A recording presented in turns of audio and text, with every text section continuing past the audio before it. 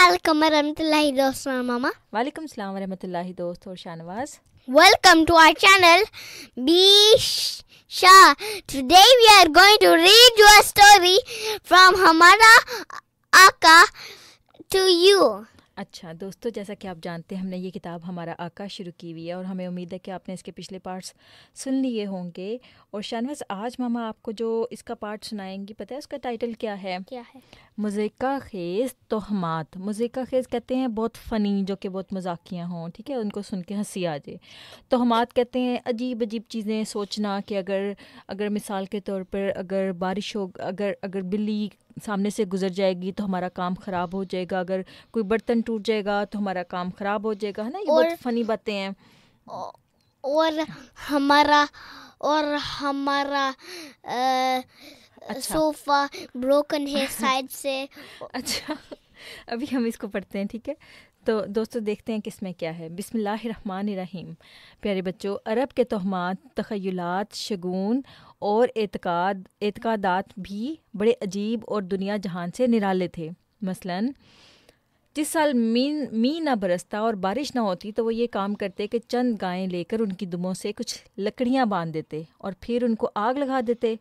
फिर उन गायों को पहाड़ों पर चढ़ाते और वहाँ पहुंचकर अपने बुतों से बारिश की दुआ मांगते. अब देखो कितनी फ़नी हरकत है ये कि अगर उनके गांव में वहाँ पर बारिश नहीं ना होती थी तो उन्होंने जो अपने पास कैटल्स, वो क्या कहते हैं, रखे होते थे ना जानवर, काउज जो होती थी, उनकी वो जो टेल्स होती थी ना, उसके साथ वो कोई लकड़ियाँ बांध देते थे. लकड़ियाँ, वुडन के जो पीसेस थे वो बांध देते थे. उसके बाद उन वुडन पीसेस को आग लगा देते थे और फिर उन काउज को कहते थे चलो अब ऊपर हिल पे जाओ और वहाँ पे जाके हमारे गॉड से दुआ करो कि बारिश हो जाए. कितनी फ़नी बात है और पेनफुल भी बात है कि ऐसे अपनी गायों को भी वो दुख देते थे. इसी तरह से एक और वाक़या मिलता है कि उनका एतकाद था कि जब आदमी को भूख लगती है तो उसका सबब ये होता है कि हर शख्स के पेट में एक सांप मुस्तकिल तरीके से रहता है. जिस तरह वो सांप इंसान की पसलियों और उसके जिगर को काटता रहता है तो उसको आदमी को भूख महसूस होती है. वो लोग सोचते थे कि जब वो हमारा स्टमक खाली होता है तब हमें भूख लगती है ना. शाहनवाज, आपको भी पता है, आप तो छोटे से बच्चे को भी पता होता है ये बात कि हमारी बॉडी के अंदर एक स्टमक एक बैग की तरह होता है. जब वो एम्प्टी हो जाता है फिर हमें भूख लगना शुरू हो जाती है. लेकिन वो लोग ये सोचा करते थे कि हमारी पेट के अंदर एक कोई बहुत बड़ा स्नेक रहता है और वो स्नेक जो है हमें काटता रहता है, बाइट करता रहता है, और जब हमें बाइट करता है तो फिर हमें भूख फील होती है. तो इस किस्म के उन लोगों की अक्लें थीं. इसी तरह से एक और तीसरा वाक़या मिलता है जब किसी शख्स के दिमाग में फ़र्क आ जाता और वो पागल हो जाता, यानी कि क्रेज़ी हो जाता, तो अरबों के एतकाद के मुवाफ़िक उस पर ख़बीस रूहों का साया हो जाता था. इसका इलाज वो इस तरह से करते कि नहायत गंदे गलीज़ कपड़े या बदबूदार हड्डियाँ उसके गले में बांधते हुए यकीन करते कि उनके असर से नापाक रूह उस आदमी को छोड़कर चली जाएगी. वो क्या करते थे कि वो जो हड्डियाँ होती थी ना स्केलेटन्स की, वो अपने गले के अंदर उसका एक वो नेकलेस सा बना के डाल लेते थे और समझते थे कि इस बंदे का जो दिमाग ख़राब हुआ हुआ है तो ये अब इसकी बदबू वाले कपड़े पहनेगा गंदे, और वो जो इसके ऊपर डेविल का साया या असर आया हुआ है गोस्ट का, वो भाग जाएगा इसको छोड़कर. क्योंकि वो लोग एजुकेटेड नहीं थे और उनके पास कोई अल्लाह ताला का नबी नहीं था, इसलिए वो इस किस्म की चीज़ों में पड़ गए थे. इसी तरह से वो लोग सोचते थे कि सांपों को जिन्नों का दोस्त समझते थे और ये एतकाद रखते थे कि अगर सांप को जान से मारा गया तो जिन ज़रूर उसका बदला लेंगे. जिन कहते हैं कि एक ऐसी मखलूक, यानी कि ऐसी जो गोस्ट होते हैं और उसको कहते हैं जिन. तो वो इसका क्या करते थे, इसका तोड़ वो इस तरह करते कि सांप को मारते ही फ़ौरन गोबर में छुपा देते थे. गोबर कहते हैं काओ की पू को. और अब देखते हैं आगे क्या है. और आगे एक और वाक़या मिलता है दोस्तों. जिस औरत के बच्चे होकर मर जाते उसके इलाज के लिए उनके यहाँ ये टोटका होता था कि वो औरत किसी मकतूल की लाश को अपने पाँव से रौंदे. उनका एतकाद ये था कि ऐसा करने से उस औरत का मर्ज़ दूर हो जाएगा. अब कभी ऐसे होता है ना कि औरतें बीमार हो जाती हैं, उनके बच्चे पैदा होते हैं और वो फोत हो जाते हैं, तो वो समझते थे कि इसका औरत का इलाज ये है कि कोई किसी मकतूल की लाश को, यानी कि जो बंदा जिसका कत्ल हुआ हो, तो उसकी पाँव से अपनी उसकी डेड बॉडी को रौंदे, और इस तरह करने से उसके बच्चे फिर फोत नहीं होंगे. इसी तरह से एक और वाक़या मिलता है जब उन पर कोई कवी दुश्मन हमला करता, कवि कहते हैं ताकत वाले को, और उसके मुकाबले की ताकत वो ना रखते तो उनकी औरतें मैदान जंग में जाकर दोनों लश्करों के दरमियान बैठकर पेशाब करती. और उनका एतकाद था कि ऐसा करने से जंग پیشاب میں بہہ جائے گی اور صلح ہو کر جنگ کی آگ بجھ جائے گی. دیکھو کیسی گندی گندی حرکتیں کرتے تھے. دو فریقین میں اگر لڑائی ہو جاتی تھی اور وہ دوسرا جو پارٹی تھی اگر وہ زیادہ پاورفل ہوتی تھی تو ان کے پاس تو ویپنز ہی نہیں ہوتے تھے فائٹ کرنے کے لیے, تو وہ اپنے گھر کی عورتوں کو کہتے تھے چلو اب جا کے یہاں پر وی کر دو درمیان میں, تو اس طرح سے وہ جو وار شروع ہوئی ہے وہ ختم ہو جائے گی.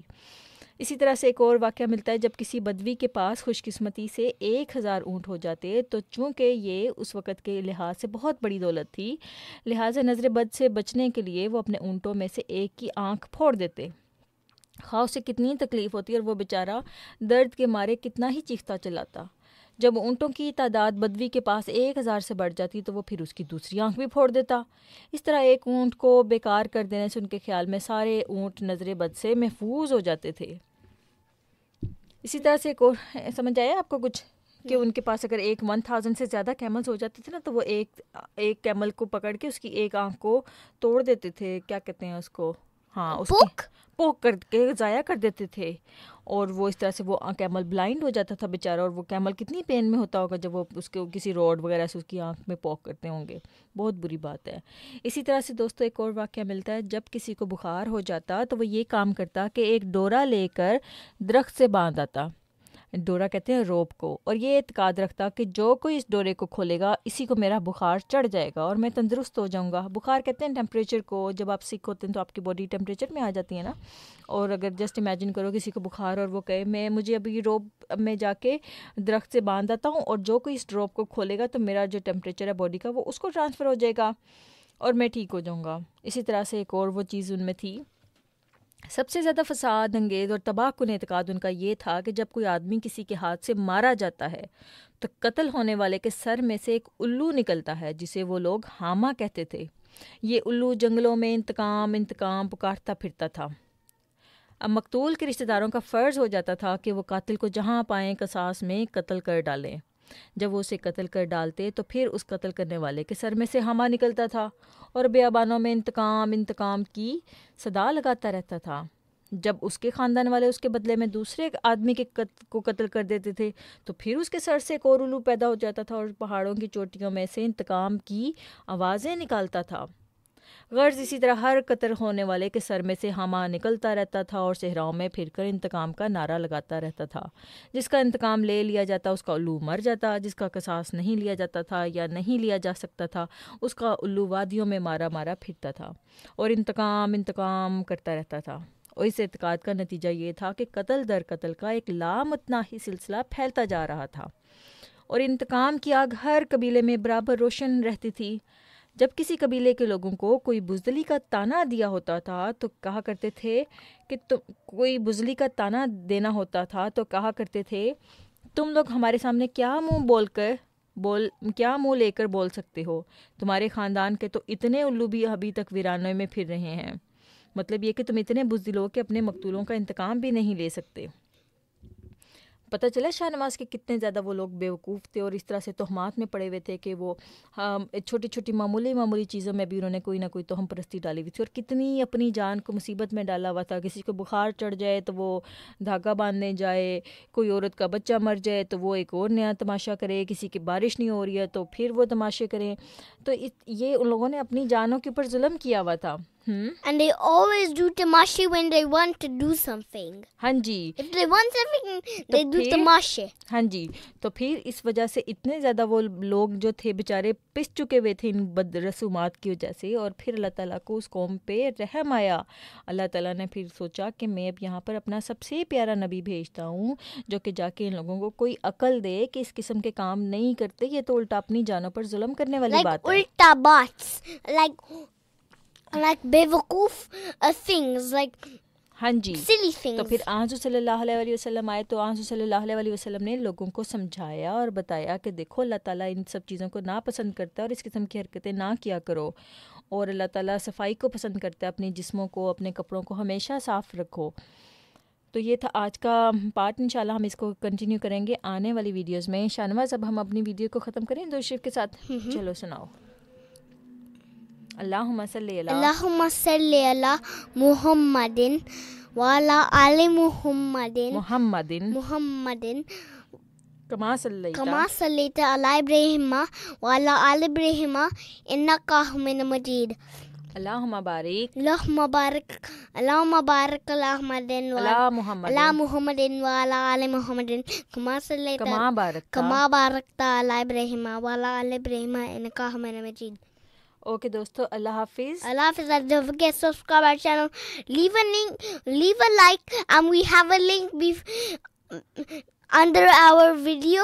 You can click that to watch all of the videos that we have made. اچھا، اوکے، اللہ حافظ. Allah Hafiz.